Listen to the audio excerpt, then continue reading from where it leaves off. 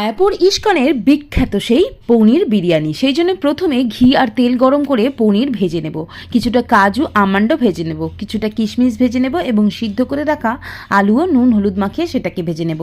এবার বাটবো টমেটো, কাঁচা লঙ্কা আর কিছুটা কাজু বাদাম। এখানে চাইলে তোমরা আদা বাটাটাও দিয়ে দিতে পারো। অন্যদিকে চাল ভালো মতো ধুয়ে জল ঝরিয়ে আর সেটাকে সিদ্ধ করতে বসিয়ে দেব সামান্য একটু দুধ দিয়ে। চাল প্রায় 80% মতো কুক করে নেব।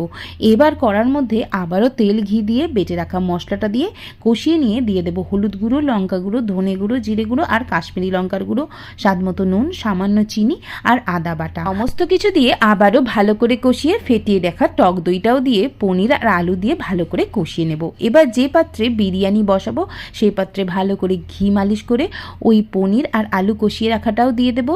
পরিমাণ মতো চাল দিয়ে দেবো গোলাপ জল, কেওড়া জল, আতরও দিয়ে দেবো আর সাথে দিয়ে দেবো বিরিয়ানি মশলা।